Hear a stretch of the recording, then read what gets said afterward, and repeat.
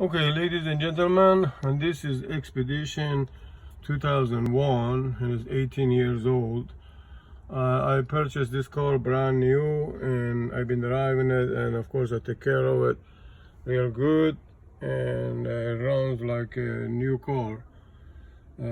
So if you take care of the maintenance part of the car, you can drive it for all of your life if you want. I have been driving this since 2001. This switch is in my particular car is not working, and that's why I have to do some work. They call it main. This switch, there's a part to it I had to replace. They call it main manual temperature control blend actuator, which what happened in my car, one day it blew cooler, and the next hour, the next day it blows hot air, and I noticed that most likely the motor is wearing out. Most of the time, the problem, I took it apart, of course. This is the part right there in here, and most of the time this gear, these are turned over there, they go bad. They make a noise. Say click click, very loud noise, and you can hear it.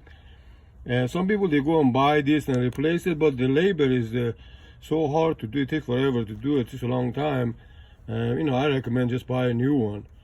This part, the motor, in my case, the motor, since it's 18 years old, the car, this motor is bad. I check it, I test the conductivity, and also the inside of it, there is some brush, and those brushes are made very cheap. So the brush is bad, and so therefore it just had its life. It worked for, this motor will work for 18 years. So my problem was this one, and whenever it wants to work, it blow cool air, and all of a sudden it won't blow cool air. Of course, I checked my compressor, it's working fine.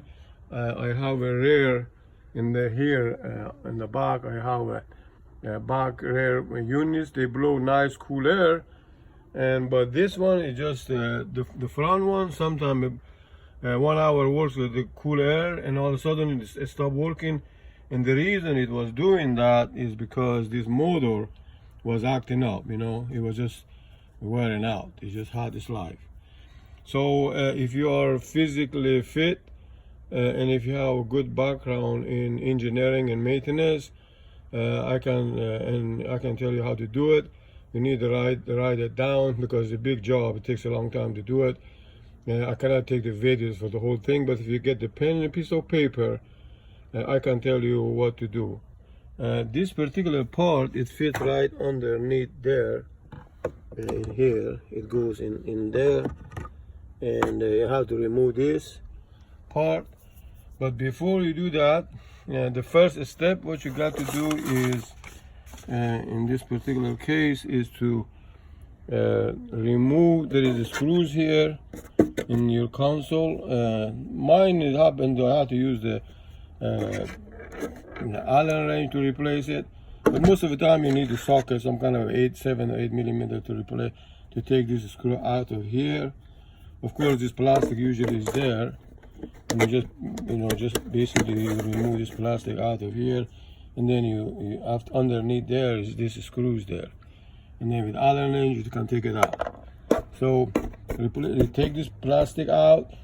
Underneath there is that the screws you remove, and this part will come out. Okay. Now the second step is, in here in your console, there's 2 screws across from each other. As you see, it's one on the right, and one on the left. You remove those 2 screws, and after you remove that one, then you have to pull your chair all the way to the front, both of them. And when you do that, then you go to the back of your car in here, and in the back of your car right here, there's one screws there, one screws the other side. It's supposed to have a cap, plastic cap over there. You remove that cap. My car, they probably, when they were assembled, they never put they forgot to put that in there somehow. But anyhow, when you remove that, then you with 2 hands your left, your constant, you need two hands to grab it, one in the back and one in the front, and gently move it to the back. So, and this is the back of my rear. They're working nice, blue and nice, cool air. But just the front is the problem because of the motor is the motor is wearing out. It works for 18 years. So the parts, the two screws you take there and two screws there, 4 screws there, and this one it has 3 screws, two in the front. These 2 are in the front, and then 1 in the back, right there. And I will show you what the screws goes to where over there. I have it right set here for you all, and there's one bracket you have to remove in order to get the back of that part. This is the bracket. I remove it. It's just sitting right there. You will see it. You have to remove the carpet to see it. Before that, you have to remove this plastic right there and just snap in. This part is a snap in and snap out. You don't need the screws. Just gently snap it out. Once you remove this, the bracket, you have to remove it in order to get the back of this part. There's screws in the back. You can't get to that without removing this particular bracket. So when you do that bracket, this is also the screws in the middle of that bracket, which you need this wrench to replace it, to take it out. Basically, it is 10. Let me see, it's 10 millimeter. It's a 10 millimeter, you know. So you can replace this one out, just like that. Take it out. This is one part of the bracket, and also the other screws for bracket is, let me show you, is this. Okay, this one is also 10 millimeter socket. This 10 millimeter socket, this is 10 millimeter wrench. For this one, you need a wrench because the middle of that bolt is sticking out and the socket doesn't get in there. So this one, as you see, works for your bracket. And then these are the screws. There's 3 screws There's 3 screws here. They're holding that your part, the blender, and this is the socket you need to change. You need it's 8 millimeter socket, and there's 4 screws, 3 screws. It is around that part, plastic part. One of these screws, it goes to hold the basically the frame, and that's kind of a little bit hard to take it out. However, you need to have a wrench, flexible wrench, movable, flexible like this to get the back of it. If you don't have this part like that, you are not going to be able to remove it, because that is it's a very hard spot to replace it. And of course, there's some part of the you know, if you want, you can use this kind of a wrench to do it. It's the wrench you need is the size is 5/16, like this wrench. It's kind of even though it's made in America, it's Ford, but there are some part you have to use metric wrench, and some part is half metric and half not metric tools. And since you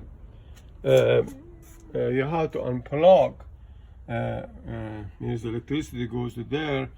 I unplug my battery. Anytime I have to plug and unplug anything with my engineering background, I unplug the battery. That way it won't cause any shortage. When I'm completely done with the job, then I connect my battery back.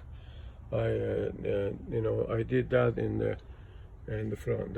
So, and that's about it. This particular part, I called the Ford dealership. They said they want $64, and they didn't have it in the stock. So I went to the Amazon.com and I ordered for only $34. So I saved $34 in there, and they were delivered within 48 hours. I still can drive this car because the engine works. It's just the front air condition doesn't work, but the rear works perfect. So I still can drive it. I can wait to put the new part in there. So this is once again, my problem was the motor. Most of the time it's not the motor, it is this plastic gear. They get the crack, they break and make a loud noise, click click like that. Approximately 10 years ago I replaced this part in my Mercury Sable. It was much easier to replace it. It was making click click noise, and in that case the plastic part was messed up. In this case, because this car is 18 years old, I've been driving for 18 years, this motor, it has life, you know, and the inside I checked the conductivity, and is some shortage in there, and also there's a brush inside. I open it, that brush they have is wearing out. The winding part is wearing out, it's coming apart. So that's why sometime 1 hour it blew cooler, and all of a sudden it won't blow cooler. So 9 out of 10 when it does that to you. And this is the second time I replaced a part like this, not in this particular car, in the other car, Mercury. 9 out of 10, I would say 90% is this. Your problem is right here. Either the gear is messed up, makes a loud noise, click click, or sometimes it works, sometimes it doesn't work, or it's completely dead. So before it becomes completely dead, I replace this part, and that's about it. So good luck. Once again, if you're not physically fit, or if you don't have a good engineering background, maintenance engineering background, I will recommend to take it to professional dealership to you know, take care of your problem. Of course, I know it costs money, but that's the best way to do it. And take care. Bye.